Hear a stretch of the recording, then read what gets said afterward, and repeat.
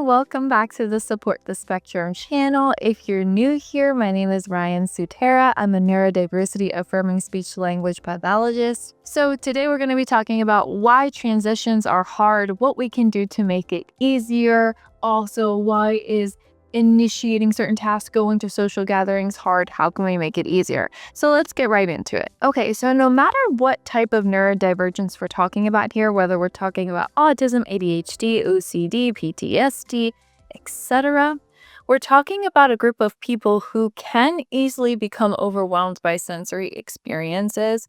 So when we're talking about why transitions or why social gatherings might be hard, we're talking about at its root the unpredictable nature of these things. We're talking about how I'm in this moment here, right? Saying like I am the neurodivergent person. I'm in this moment here and I know what I am sensing. I know what I'm experiencing and I feel fine. I feel safe. But when I transition to that or when I go to that thing, I'm not sure what senses I'm going to be experiencing. And since I am easily overwhelmed by sensory experiences, this feels safer to just stay where I am.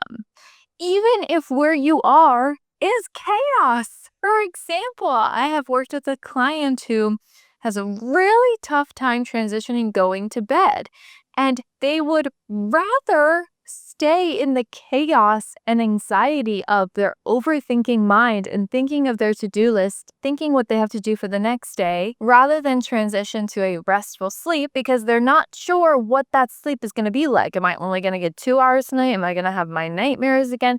Etc., etc. So even if where you are is a state of chaos, if you are used to that chaos, then that feels comfortable for you. Oh my gosh, ain't that the truth? You can be in the worst situation of your life, but if you've only ever experienced that situation, it feels comfortable. So we're talking about transitions being difficult and social gatherings being difficult. It could be because of sensory overwhelm, potential sensory overwhelm. We're also talking about dealing with feelings of anxiety, dealing with executive dysfunction, your ability to organize and plan for new things ahead, for changes and pivots. And that could be challenging for many people, many neurodivergent or neurotypical people. To even start the process of sequencing events and planning is very, very challenging for someone who experiences executive dysfunction, and you may require assistance to do so.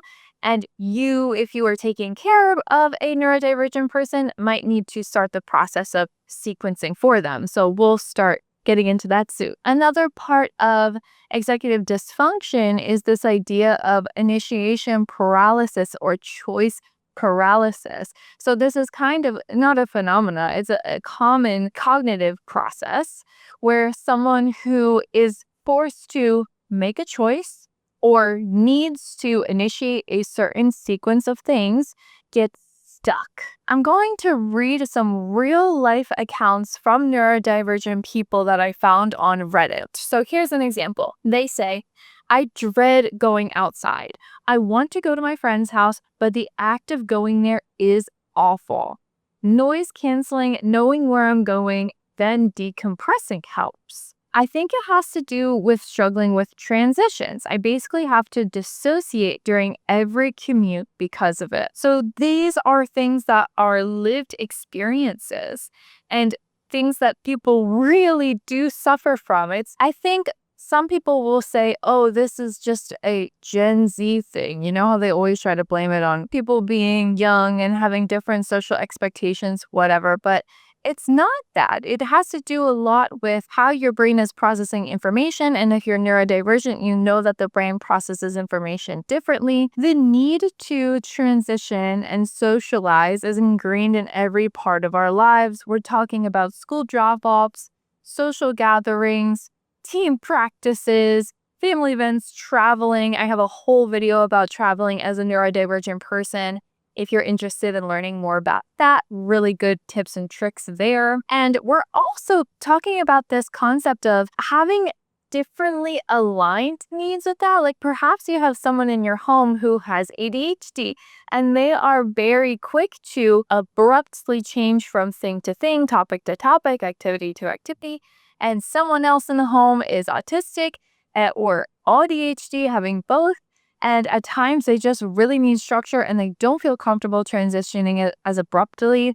This is something that I see in a few of my clients where my client is autistic, but their parent has ADHD, and the child is really suffering from the parent being so impulsive, being quick to change plans, quick to change their mind, quick speaking, even not giving it enough predictability to feel comfortable. So let's talk about how to increase the amount of predictability as much as possible to help your neurodivergent loved one feel safe, affirmed, and protected. Before you even transition, before you even think about going to the social gathering on Friday, on Monday, you're going to need to make 3 lists. The first list you're going to make is detailing out exactly what the schedule is. If you are going to Mark's house at 2 for a pool party, and then after that they're going to axe throwing or whatever it is, you need to know exactly what is happening and when, the timeline of events, who's going to be there, how you're transitioning, how you're transporting yourself from activity to activity, the what, who, why, where, when, how, all of those things. Literally make a list of yourself answering those questions, right?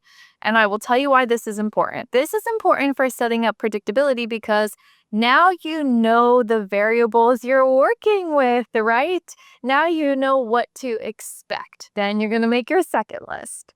Your second list is all of your triggers and signs of dysregulation. So it's important to know what triggers you, whether that's sensory or maybe somebody making a certain comment or a certain topic being brought up. Everything you know that makes you feel dysregulated, write it down. Write down how you demonstrate your dysregulation. Okay? Some people get really tense, make fists. Some people's faces get red. Some people start stuttering. Some people start having certain echolalia responses. Some people start doing a nervous stim. Some people bite. Some people shut down completely. Some people go into a freeze response or a fawn response. That's completely valid and that's real. It's so important for you to know what your signs of dysregulation are. So you're writing down your triggers, you're writing down your signs of dysregulation, and you're showing both that and the schedule to a trusted person if you can. If you can't, then it is up to you to see, is there any overlap between the schedule and my triggers? Is there anything on the schedule that is going to trigger me? How can I inform people that I'm triggered? Show them your signs of dysregulation, right? Let them know, hey, if I get really quiet, it's because I am mentally going nuts and I need help. That's where we get our third list, going into our third list. Our third list is going to be the go bag. Thinking about what items you are going to bring with yourself to help reduce the effect of the triggers from your second list. So let's say one of your triggers is high-pitched screaming and you're going to a pool party with kids, so they're probably going to scream as they jump in the water or whatever. Noise-canceling headphones, loops, or at least headphones that just play your preferred whatever loudly, preferred music, preferred videos. That means you have to have your headphones, you have to have your iPad or iPhone. You have to maybe just have the loops or some earplugs perhaps. Or let's say that your trigger is you really don't like to be kissed. So a lot of families kiss on the cheek when they greet each other. If somebody just walks up to you quickly and kisses you on the cheek, you might become triggered. What do you need for that? I really need alone time by myself and I need deep pressure. So you might bring a weighted item or you might squeeze something. You might ask someone trusted to you to come with you and squeeze for you. Perhaps you really need to maybe it's something more discreet. You can just pop in a piece of your favorite gum or mint. Taste is a sense that can really pull a lot of attention from your emotional and survival brains.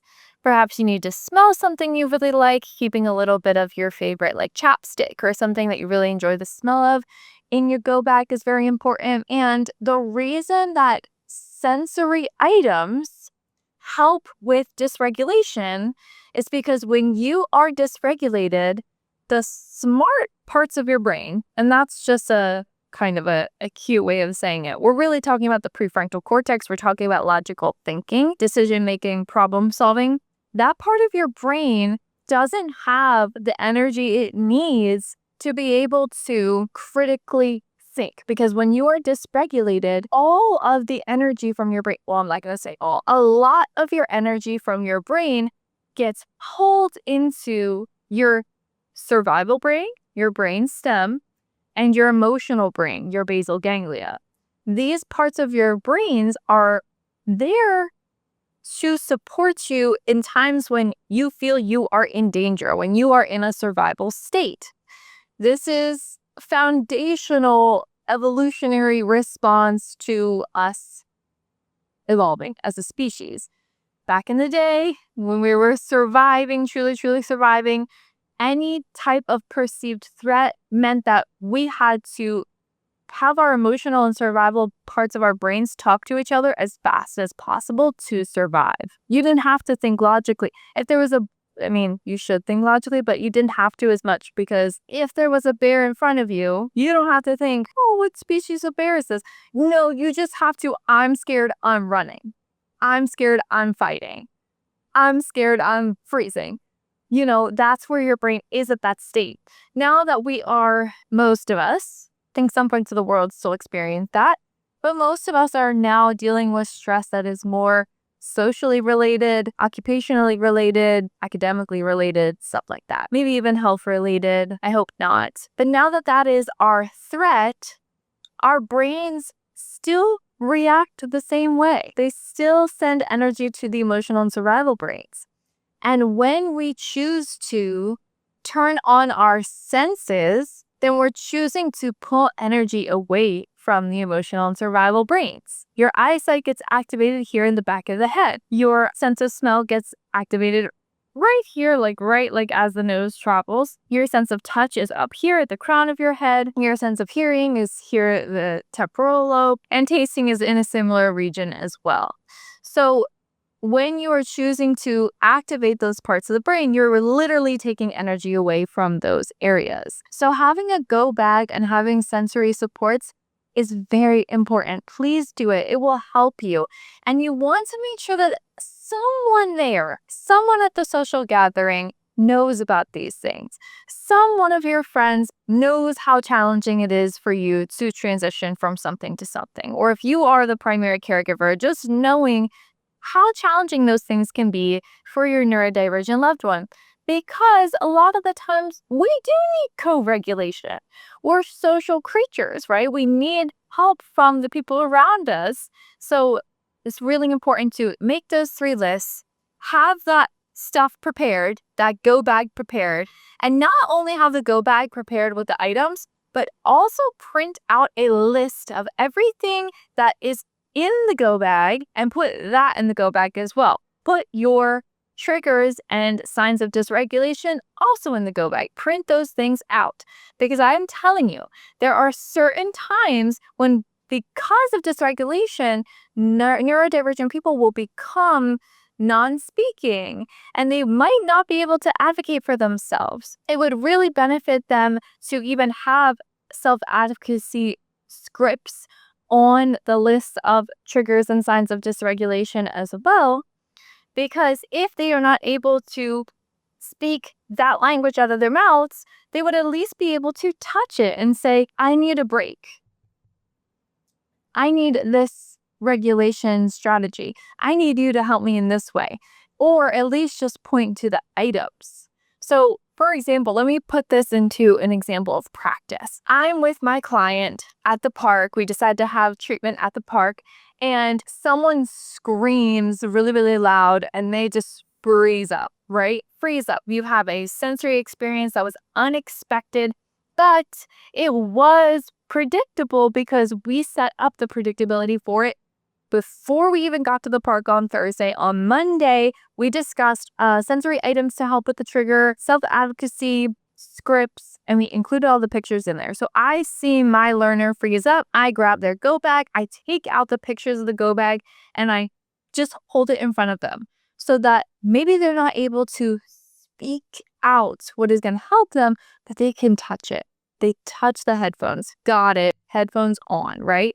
That moment that could have been so much worse. That person could have been frozen for hours, days, weeks, has now become way more manageable because they had someone looking out for them. So all things to consider. You also want to plan your exit strategies or your buffer strategies, right? So if you can schedule throughout your day times to allow yourself for time for transitioning, let's say you have a really hard time at airports or some other forms of transportation, perhaps you can add 5 minutes before or after having to do something like that to be in a quiet room, a quiet area, so that you have buffer times to transition. Perhaps you're playing the same song every time to set up predictability for yourself and also set yourself up for, okay, at the end of this song, I know that I have to take my first step into that transition.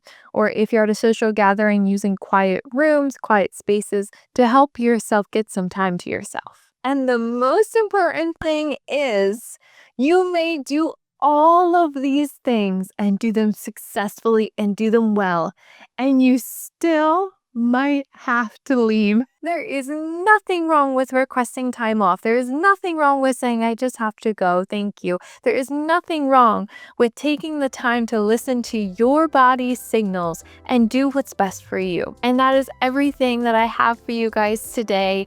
Please let me know if you have any ideas. Leave them in the comments to add to this conversation. Let me know if this has helped you. If you think this could help someone else, send this video along, like and subscribe, and I will see you guys in the next video.